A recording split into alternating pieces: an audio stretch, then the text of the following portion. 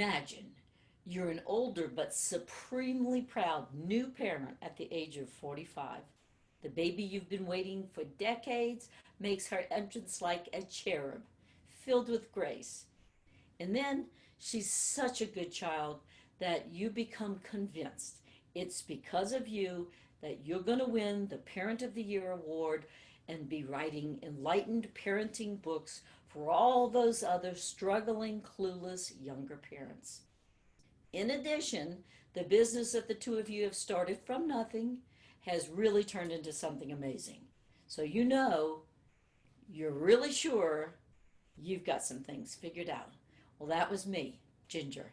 I was happy, I was successful, and I loved being one of the world's most enlightened parents, which I found out after the twins were born 10 years later that this was all an illusion.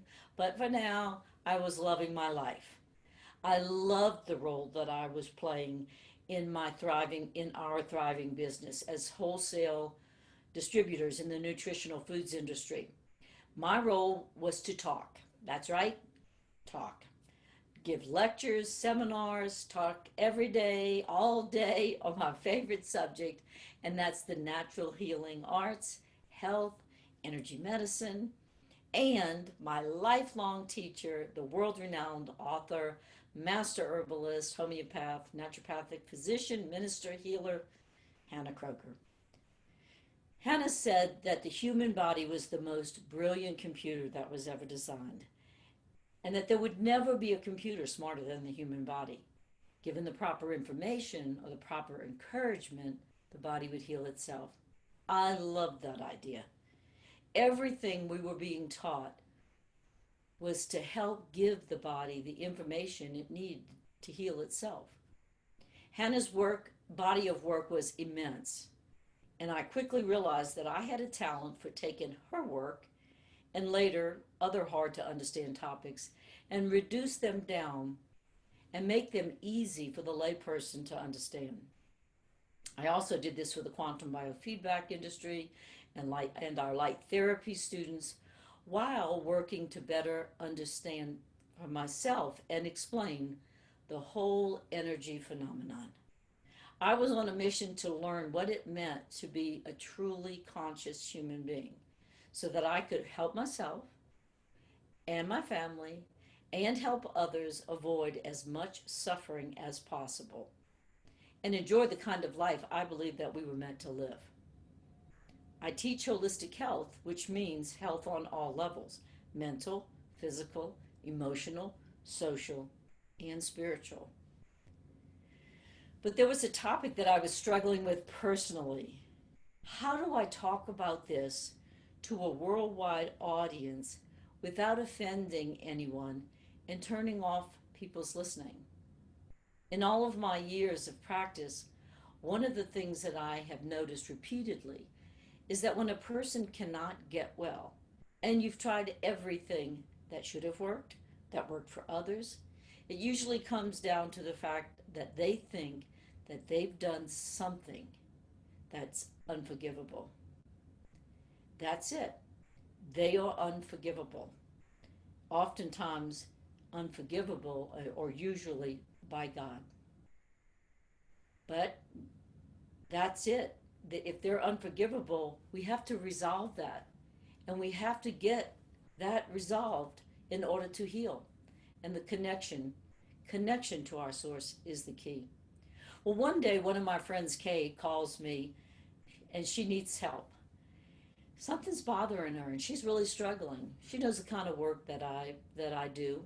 So she says to me, and she was from Alabama. Still has a deep Southern drawl, and she said, "Ginger, honey, I'm trying to get more spiritual, honey." She said, I'm taking the Bible study, and I'm really trying, honey. You know, I wasn't raised in a religious household. And she said, but they keep, talking about Jesus and God, honey. She says, it makes me so uncomfortable. She said, I just call him Big Sweetie. And do you think there's any problem with that? And I just started laughing, Big Sweetie. And I was like, of course, how precious. And of course, God would not mind being referred to as Big Sweetie. And that really taught me a lot. That taught me that each of us human beings, we have to get comfortable with that connection to source. Otherwise, we won't get connected. So now everything that I have learned and all modalities I use in the holistic healing arts and in my family can be understood from the context of understanding ourselves as beings with a soul and a spirit and not just human beings. What affects us daily and predicts the experience of our lives is the fact that we are spiritual beings, we're energetic beings. So in my work, I teach it as there is a line. There's a line. And you will see at the top of the line the word the light, and at the bottom of the line the word the darkness. The whole object of the game of life, as far as I can tell, is to get to the light. Everything we think, do, create, listen to, participate in, use as a modality, the object is to raise our vibration and get more into the light. That's why for me and my family, we literally use a form of light, as in light therapy, to help us. But we also use things like music, flowers, laughter, good, wholesome food, good fun, to get into and stay in as much as possible in these higher vibrations of light. So, this model that I use is called the Above the Line, Below the Line model, and it's included in my book, Listening and Communicating with Energy, and a soon to be released book called How to Stay Above the Line, The 16 Rules. But for now, let's look at an overview. What we want to understand is that each of us, we're individually responsible for staying above the line as much as we can. No one can do that for us. And once you know that, you can't unknow it. So I've written a song recently, and we've just recorded it. And our song is called The World is Changing. And the second line is One Love at a Time, or One Life at a Time. And in the song, it talks about if we want peace on earth and we want peace in our own lives, we have to love each other first. Well, peace and love is above the line. Okay. We have to stop fighting with each other and work some stuff out. We have to help each other. We have to take care of the earth. We have to stop polluting, love each other, show some gratitude, stop judging each other. And that's really tricky in this intense political time.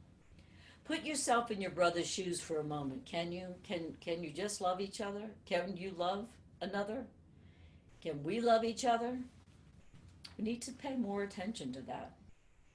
It's up to each of us to check into ourselves. There are rules to help us to understand this, and that's the topic of of other webinars that we've done or other YouTube videos. But we'll keep tying in this theme. We can use this model as a tool to help us manage and figure things out specifically for our own lives. We have to be in the vibrational range or above the line of all of our yeses. That big sweetie is just waiting to give us all that joy and glory that's just hanging out in those higher vibrations of light, waiting for us to get into the vibrational range of the yes, yes, yes. That's what our job is. What you can do is to choose an area, start anywhere, start somewhere, and get a piece of paper and draw a line. Choose some area of your life, finances, social life, your body, your relationship, your spiritual life, your job. Just choose one, draw a line. At the top, draw a sun, write the word the light. Then write down all those things from your life that give you energy, that uplift you and keep you in that higher state above the line in that area. Then below the line, write the word all the way at the bottom, the darkness. And then write all those things in your life that drain you, that make you feel tired, exhausted, unsettled, disturbed, unhappy, unbalanced. Start there. The idea is to spend more time above the line than you spend below the line. It's simple, but it is different for each of us. Living below the line is painful. We can find many reasons why we are justified to be upset, disappointed, angry, fearful, gossipy, unforgiving, miserable, addicted, deceitful, disorganized, chaotic, dishonest, gossipy, argumentative, and unhappy, especially at an unprecedented time like this for our world. But below the line is painful, and we are only hurting ourselves. We don't we don't want to stay there for any length of time. Mark Twain, I think it was, that said, if you find you going through hell, just keep on going. So we have to know what our above the line things are and do more of that. And we have to know what our below the line things are and avoid that. We make it too hard sometimes. Happiness is a function of above the line living. Everything we want is there in the higher vibrations of light. It's not in the lower vibrations. So share the light, be uplifting, lighten up,